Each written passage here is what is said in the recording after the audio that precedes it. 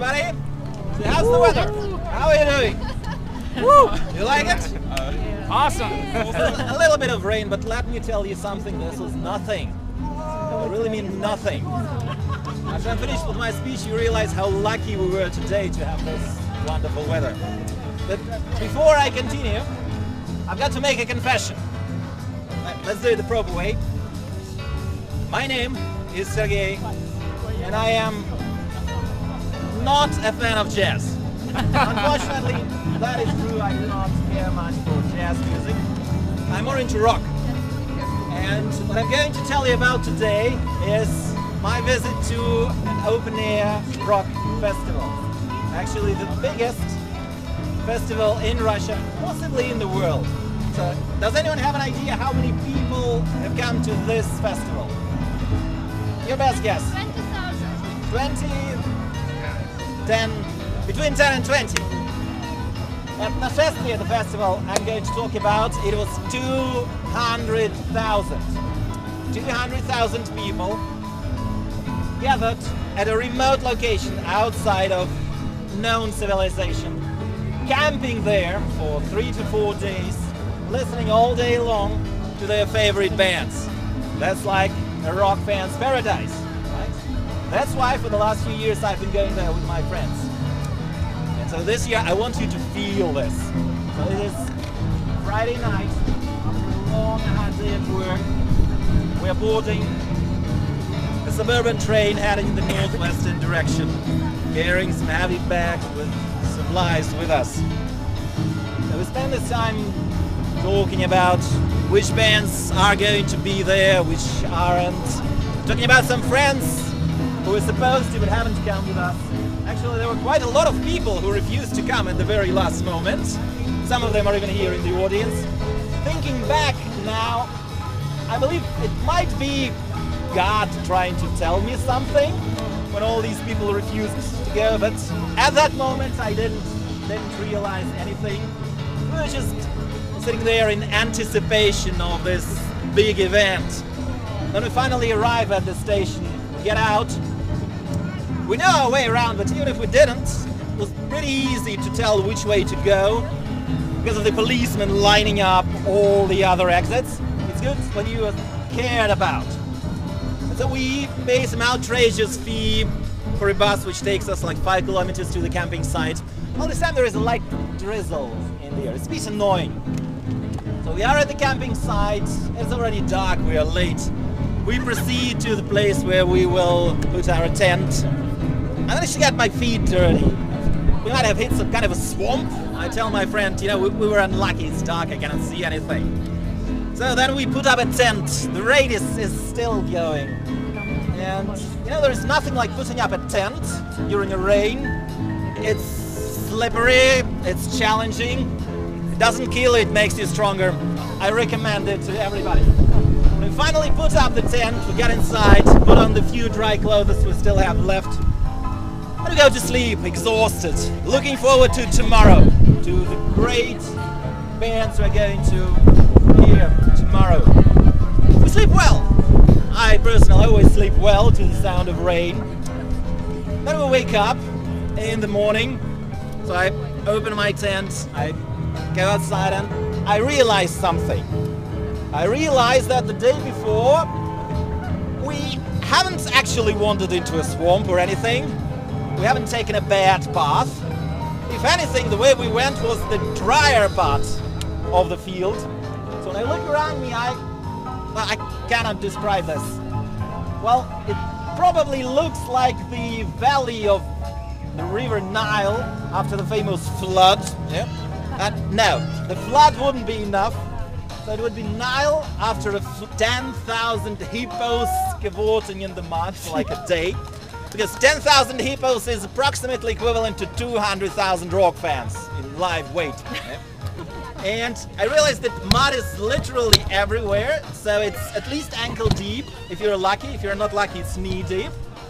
And the rain is still on. So what do? We put on all the clothes we have. In my case, I'm lucky because my top layer is a leather jacket and a hood. Now my friend, he is an optimist. All he has is more t-shirts. He just kind of walk around. You have to go out and buy some outrageously priced flimsy plastic coat for him. Then there is the matter of feet, because we haven't brought rubber shoes with us. Even common rubber shoes wouldn't do. You need like knee-high rubber shoes in this case. So, and here is my piece of advice for any of you who find yourselves in such a situation. You can make a sandwich sock. Right, I hope Toastmasters catch the reference. Sandwich, eh? Sandwich. So you take a dry sock, if you still have one. It's preferable. You put it on. Then you take a plastic bag. Any bag will do. It's best if it doesn't have any holes in it. And you put it and wrap it tight around your foot.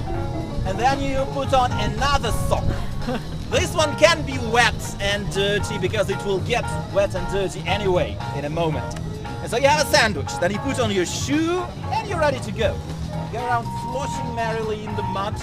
It won't get into your feet. So thus equipped, we wander out into the festival. It looks much like what we have here. So there are huge stages. There is some activity going on. There are some physical exercises, some table games. So, see around here and add a little more mud. No, a lot more mud and a lot more rain. And you get yourself the idea of нашествие. Now, there are some good sides to it, of course, because for one, there are no mosquitoes. That was a bit of swampy area, but I suppose mosquitoes just cannot fly in the face of all that rain. It just crashes them down to the ground. And there was this small matter of the showers not being built for нашествие. Usually there are some temporary structures where you can shower and it's all pretty civilized.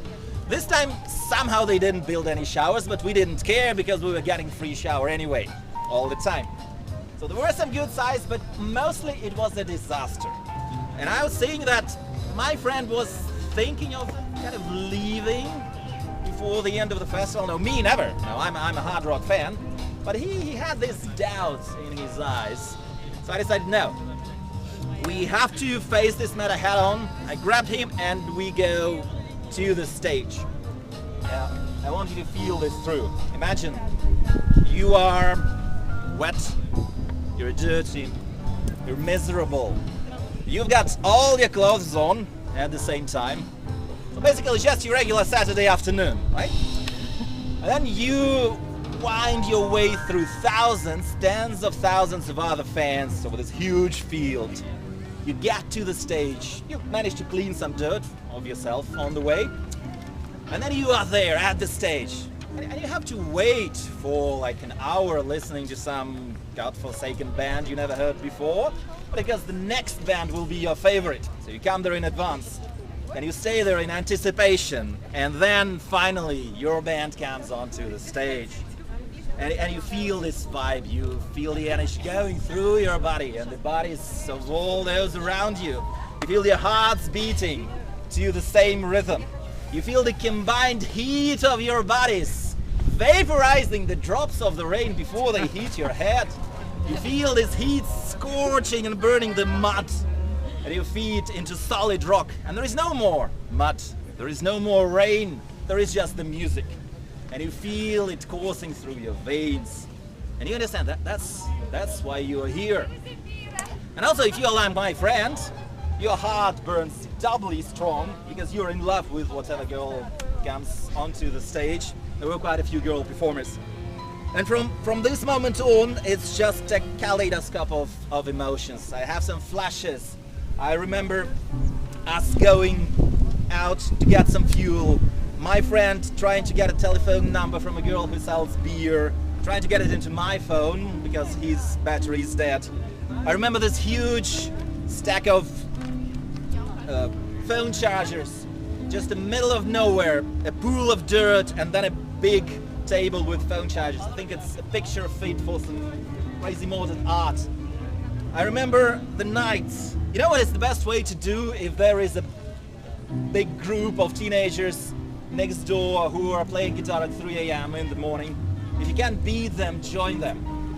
I remember the travel back to the train station, this post-apocalyptic landscape of cars half submerged in mud, Actually, the tractor drivers made huge money that weekend. The best place to be in the world if you owned a tractor was at Nashesty. I think they didn't have to work for the whole year until the next festival.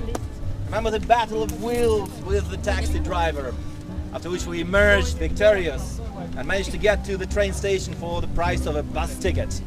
And then it all slows down as I step off the platform in Moscow. We've just been singing for 2 hours straight with some guys in the suburban train.